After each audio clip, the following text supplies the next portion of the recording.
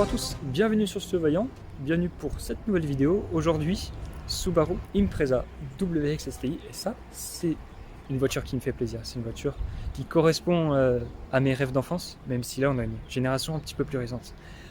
Sur ce, je vous laisse avec la vidéo, j'espère que vous appréciez les images malgré le temps et les intempéries. Je vous invite à vous abonner, à mettre un petit like et puis à commenter. Je vous souhaite une bonne vidéo, un bon visionnage. Donc nous voici à l'avant de la Subaru Impreza STI. Alors WRX STI ou simplement STI? WRX STI. D'accord. Et donc on a le propriétaire avec nous. Voilà, si tu as envie de te présenter. Moi c'est Kieran. Ok. Ça fait presque 2 ans que j'ai la voiture. Ok. Elle n'a pas roulé pendant 1 an techniquement. Ok, ouais. Casse moteur. Ouais, casse moteur. Du coup ça a mis un petit peu de temps et tout. Et puis là ça fait 3-4 mois que je roule avec depuis. Ok, donc depuis 4 mois ça va, c'est pas. Ouais, c'est tranquille, voilà. c'est tout réparé. Ok, nickel. Et donc on va commencer par la face avant.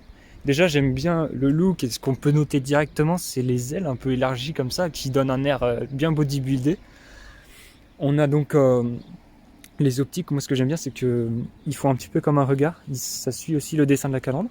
Le logo mythique STI, couleur rose, qui est la vraie couleur du logo STI. On a la prise d'air forcément, la grosse prise d'air qui est assez emblématique, on les a aussi sur les Legacy. Ça fait partie donc de l'ADN Subaru.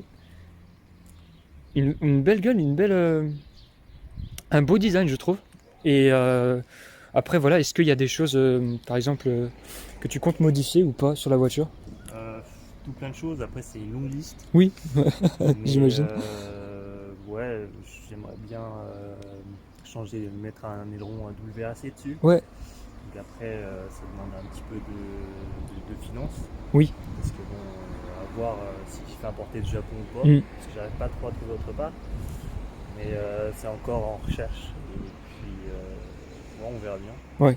Ouais, bon, tout le classique, hein. Après peut-être changer les jantes, peut-être changer les feux avant, peut-être aussi. Ouais, d'accord. Tout plein de trucs. Il y a plein de choses, Ouais, pas mal de modifs. On verra avec le temps. Donc de toute manière, on va faire le tour, il y aura de quoi dire je pense. Donc la face avant, de mon avis, c'est que comme je l'ai dit au tout début, je la trouve bien bodybuildée, bien large. Donc ça lui donne vraiment son ADN sportif. Et c'est vrai qu'on a l'habitude d'avoir des... Vous le verrez à l'arrière après. On a l'habitude d'avoir vu des générations avant avec des malles arrière, des malles de berline, quoi. Et c'est vrai que là on a une version compacte, je crois que c'est la première génération si je me trompe pas. Ouais, ok. Alors, comme tu l'as dit tout à l'heure en off, tu me disais que tu as fait pas mal de travaux donc, pour la voiture au niveau mécanique. Donc du coup, tu as encore un projet pour la peinture ou l'esthétique? Du coup, refaire un petit peu carrosserie. Ouais. Parce que bon, elle a pris un peu. Ouais. Donc il y a des trucs du genre pare-choc arrière, c'est moi comme on verra. Ouais. Mais là, l'avant, c'est un petit peu quelqu'un de malhonnête qui s'est pas arrêté. Enfin, ah oui, moi, d'accord. j'ai découvert la voiture comme ça, garée devant chez moi. Ah oui. Donc c'est vrai que c'est voilà. un petit peu dégoûté. Hein. Elle a subi les affreux du temps, on va dire. Et puis voilà, l'esthétique, donc c'est en projet pour l'instant, donc on va dire que c'était surtout la mécanique qui était importante. Du coup, on a les passages pour l'air. C'est fictif ou effectif? Non, ça fonctionne. Donc ça fonctionne. Donc ce qui permet donc, je pense, de dégager l'air chaud. C'est ça? Ouais. Peut-être. On verra de toute façon le moteur tout à l'heure. On a ces grandes... c'est combien de pouces là-dessus? 18? Ouais. 18. Ok, je vois ça. Avec le 7 hiver. Avec... est-ce qu'il y a des détails au niveau des freins en termes de pistonnage ou une marque spécifique que tu as sélectionnée? Non, là c'est d'origine. Freinage d'origine, ouais. Du coup, en termes d'efficacité, c'est plutôt bien? Ouais, non, il n'y a pas à se plaindre. Ouais. De toute façon, vu que c'est d'origine, il faut que ça corresponde à la puissance de la oui, voiture. Ouais. Sinon, ça ne freinerait pas. Pas comme chez BM. Donc, un bon freinage qui est bien cohérent. En tout cas, ça frotte pas quand tu tournes. Parce que un tout petit peu quand même. je vois que tu passes un doigt sur le... Non, ouais, non, ça frotte vite fait. Ouais. Quand je roule un peu vite, Ouais. c'est vrai que quand il y a des petits trous, ça frotte. Là, ça remplit bien Ça remplit bien. le passage de roue. Ouais. Et puis, on a cette petite bande en aluminium avec le logo STI qui vient habiller donc le passage de roue, l'aile qui est bien large, avec aussi une sortie d'air, un déflecteur. L'aile qui, dans le design, est bien intégrée, mais on voit qu'elle ressort et franchement, je trouve que c'est bien. Ça donne un petit côté bodybuildé, bien sportif, bien déterminé. Donc rétroviseur noir, voilà. Et donc sur le 3/4 arrière, j'espère qu'on verra. Oui, on voit un petit peu quand même. Donc sur le 3/4, ce qu'on peut voir déjà, c'est qu'il y a le béquet, le gros béquet d'origine. Ouais, d'origine. D'origine, ouais. Qui remplit bien le haut du pare-brise arrière. Donc l'inscription Symmetrical All-Wheel Drive, qui est, donc correspond aux 4 roues motrices, parce que c'est une Subaru, comment dire, l'ADN Subaru est quand même basé là-dessus aussi, hein, si on peut dire. Et donc ce que tu disais, c'est que, alors tu peux le régler, mais il y a quand même une répartition originale qui est un vrai 4 roues. Ouais. C'est ça ? Ouais. Ok. Donc on a affaire vraiment une vraie 4 roues motrices. On a donc les rappels Subaru à gauche et puis STI et Impreza à droite. Ce qui est pas mal, hein. On a quand même un nom mythique qui est inscrit sur la voiture. Et puis les 4 sorties, hein, et puis vous le verrez tout à l'heure, ça sonne plutôt bien, même à l'arrêt, même au ralenti. Alors elle est de quelle année ? Les 2009. Ah oui. Donc après, c'est peut-être, ça change avec les modèles de 2012, 2014, les plus récentes. Oui, c'est ça, ouais. Mais voilà, donc 2009, et puis voilà, donc vous avez l'intérieur des petits détails du phare, voilà. Alors, c'est une voiture qui est bien bodybuildée, dans cette config en tout cas. Apparaît quand même pas trop, comme la Civic FK8 Type R, qui est très extravagante. Là, pour le coup, on sent que dans l'ADN de la voiture, il y a une volonté d'efficacité et pas forcément d'impressionner la galerie avec un look démentiel. Et me concernant et concernant mes goûts, j'aime plutôt ça, parce que c'est vrai que tu peux rester un petit peu discret malgré le fait que ça se voit, hein, si on se met sur le côté, ça se voit que c'est bodybuildé, mais c'est pas non plus démentiel comme une Civic FK8, même si évidemment je respecte tout à fait les goûts et puis le design de Honda. Mais voilà, un beau produit, parce que franchement ils ont fait l'effort sur le design, ils ont fait l'effort sur certains petits détails, comme on a vu, voilà, sur le passage de roue. Et puis surtout, je pense que ce qui fait la légende de cette voiture, c'est son nom et puis son palmarès en rallye, puisque cette voiture a quand même couru en rallye dans sa version de WRC, c'est ça ? Ouais. Donc si tu le veux bien, on va peut-être passer donc au moteur, peut-être découvrir l'engin, découvrir le bloc moteur. Donc juste avant, on a filmé une GT86 qui se cache là-bas, et donc on est sur un bloc Subaru aussi. Et ici donc, par rapport au moteur atmosphérique, on retrouve un moteur turbo. Est-ce que tu peux me dire à peu près les spécificités du moteur ? C'est une 300 chevaux. 300 chevaux. Boxer turbo ? Ouais. En 2 litres aussi ? 2 litres 5. 2 litres 5, 2 ok. litres 5. Plus grosse cylindrée. Il n'y a pas eu de retouche ? Non. C'est vraiment... Il y a juste eu le moteur qui a été... Enfin, le bas moteur qui a été refait. Donc, ouais. Donc après, le reste... Bah. Enfin, personnellement, moi, j'y ai pas touché. Ouais. Donc... bas moteur, et puis voilà. Bas moteur refait. C'est comme je l'ai acheté. Ok, ouais. Et donc, du coup, c'est marrant, parce qu'on a le radiateur qui est sur le haut. C'est amusant. C'est pour coïncider avec la prise d'air. Ouais, c'est ça, voilà, forcément, on le voit, hein, ici. Du coup, les cylindres fonctionnent dans ce sens-là. Donc c'est vrai qu'il y a certaines pièces du coup, qu'on a l'habitude de voir sur nos moteurs, qui sont complètement différentes, parce que d'habitude, en fait, vous le voyez bien puisqu'elle est en rouge, cette pièce, donc généralement, on a les 4 du même côté, et du coup, vous voyez, il y en a 2 de chaque côté. C'est à peu près tout, je pense, pour le moteur. Par contre, ce qui est marrant, tu vois, c'est que ça, je l'ai sur ma voiture, c'est les petits détails japonais. Est-ce qu'elle était fabriquée au Japon ? Il me semble que non. Ah ouais ? Parce que j'ai le livre d'entretien encore. Et est-ce qu'ils ont des usines en Europe ? Justement, elle vient d'Allemagne, il me semble. Ah oui, d'accord. Donc, Ça, je sais pas. Pour les usines, Parce que sur le livre d'entretien, ça commence tout là-bas. Ok, donc Allemagne, ok. Donc, je vous emmène découvrir l'intérieur de la voiture.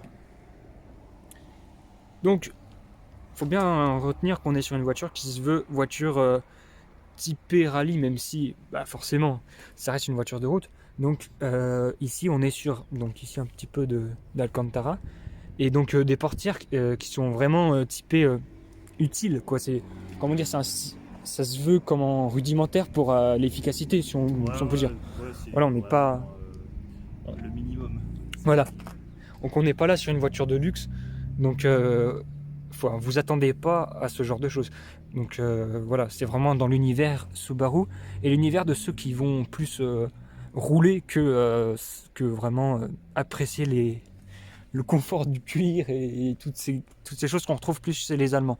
Là, on a de beaux sièges donc semi-baquet ou baquet, c'est comme vous voulez, avec le logo STI, cœur Alcantara.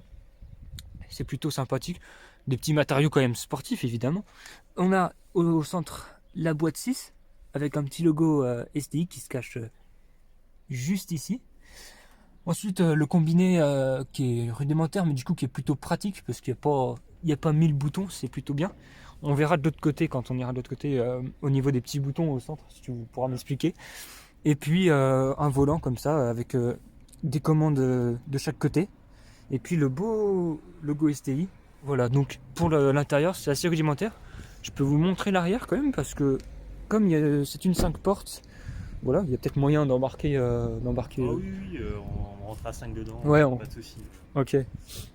C'est ça l'avantage aussi, c'est que sur la chaîne, vous pouvez voir un petit peu les détails de voitures diverses et variées. Et puis vous pouvez aussi donc vous renseigner sur certaines spécificités si vous voulez acheter la voiture, voir un petit peu les dessous de la voiture, parce que c'est vrai que si on voulait que de la perf, on ne montrerait pas ce genre de choses, mais là vous avez une belle banquette parce qu'ils ont repris les matériaux de l'avant, donc franchement une belle 4 places plutôt honnête, parce que je ne sais pas si le siège est réglé pour moi, mais en tout cas dans cette configuration vous pouvez embarquer largement à 4 personnes, même 5 s'il y a quelqu'un. Parce qu'il y a les ceintures. Ouais, les 5. donc c'est homologué 5 places.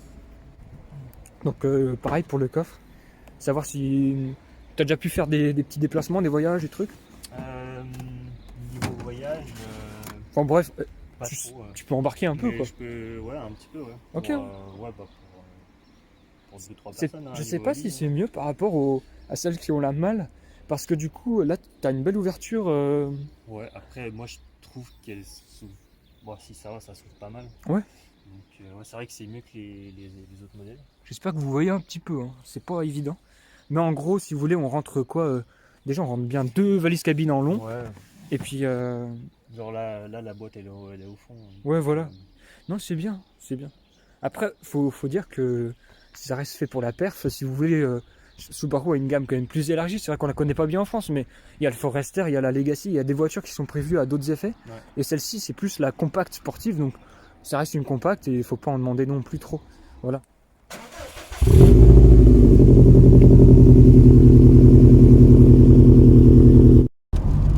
On se retrouve à l'intérieur de l'Impreza WRX STI. Un plaisir de se retrouver dans une Subaru. Et puis on est sur le sinueux. Bon, il pleut, mais on va quand même essayer de voir le comportement de la voiture, de voir comment elle marche. Et puis pour mes premières sensations, déjà on est bien assis. C'est pas excessivement confortable, mais l'avantage c'est que vous avez une bonne assise. Les sièges maintiennent un petit peu moins que dans la GT86 qui a été essayée juste avant. Mais ça va, franchement c'est du bon siège, hein. Il n'y a pas à dire. Puis l'Alcantara, un peu tout comme ça, c'est sympa. Au niveau de l'intérieur, c'est plutôt rudimentaire, mais du coup c'est bien parce qu'on sent qu'on est axé sur la perf, sur la conduite. Et c'est une ambiance que j'aime plutôt bien. Ça nous rapproche plus du rallye. Donc ça c'est bien. Alors on entend bien la ligne d'origine. Ouais, donc ils sont pas une main morte. Il y a juste les sorties d'échappement qui sont pas d'origine.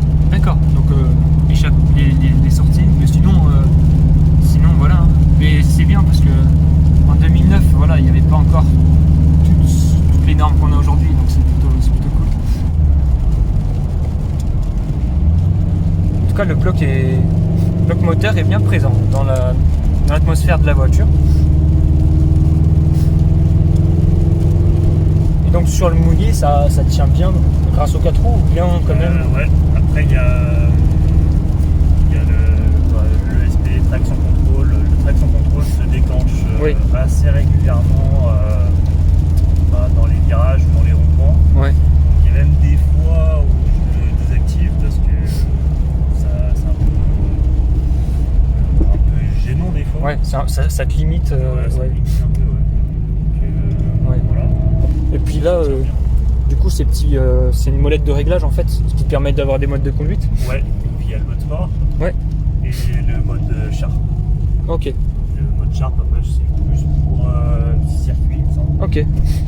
Ouais, donc c'est bien en fait. Enfin, c'est le mode sport plus, on va dire. Et donc, je vois, il y a un petit truc C-diff pour, je pense, différentiel, differential. Ouais, c'est ça. Et donc ça, c'est pour la répartition. Ouais, c'est pour régler un petit peu plus derrière. Ou... Ok, ouais. Bon, normalement, vous nous voyez bien. On va partir sur la route. Et pour ma première fois en Subaru. Donc je remercie vraiment beaucoup le propriétaire parce que c'est quelque chose c'est un privilège parce que c'est quand même une marque qui me fait rêver depuis mais 1 an, hein, donc depuis plus de temps en France. Ouais, j'espère que vous m'entendez bien depuis le début parce que la voiture sonne. La direction est bien lourde, c'est pas mal.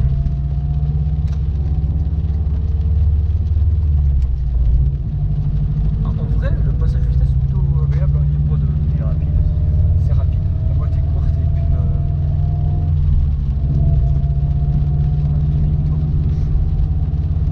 c'est incroyable de balader en Subaru Impreza WRX.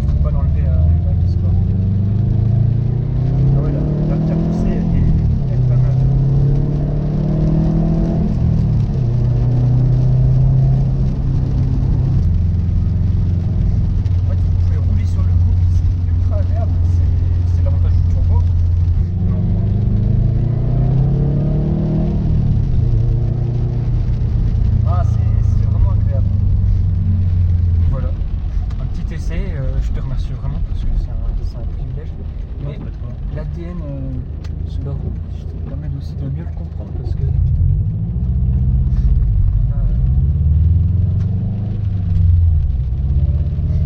la conduite me paraît vraiment un petit peu spéciale, mais en fait la façon d'être de la voiture, sa fermeté dans la direction, ça je comprends mieux aussi le caractère un peu bagarreur de la voiture. Et son aspect plutôt orienté rallye. Donc ce que je peux dire après avoir conduit l'Impreza STI, ce que je peux dire vraiment c'est que j'ai ressenti beaucoup de fermeté dans la direction. C'est peut-être lié aussi aux 4 roues motrices. À travers la petite expérience de conduite, j'ai aussi compris l'ADN Subaru dans le sens où voilà, c'est le rallye, il faut se bagarrer un peu avec la voiture parce que comme elle est ferme, rigide, puissante, elle vous pousse à être un petit peu plus attentif à ce que vous faites vous-même, parce que la différence finalement elle se fait entre le siège et le volant. Donc on a un outil qui est vraiment, il faut le dire, déjà plutôt sécurisé et très bien optimisé, sachant que pour le coup en 2009 ça fait longtemps qu'ils ont l'expérience de sortir des 4 roues motrices. Donc pour le coup, ce que je peux dire, c'est que ma première expérience en Subaru, déjà c'est bien passé. Je remercie vraiment Kiran, le propriétaire, pour sa confiance, et puis j'espère que vous aurez apprécié. En tout cas, moi en tout cas c'est un grand plaisir et une bonne surprise, puisque du coup j'ai bien ressenti un ADN sportif et qui correspond aussi à l'image de la marque, qui se veut robuste, parce qu'il faut le dire, si vous allez en montagne, vous verrez beaucoup de gens ont fait le choix d'acheter des Subaru, même Forester, tout ça, parce que c'est dans l'ADN de la marque. Donc écoutez, voilà, donc je te remercie vraiment pour cette vidéo, pour être venu, puis m'avoir laissé le volant. Et puis écoutez, moi je vous dis à la prochaine pour une nouvelle vidéo. Portez-vous bien et n'hésitez pas à vous abonner, puis à regarder aussi d'autres vidéos. Voilà, il y a d'autres voitures sympathiques. Allez, à plus.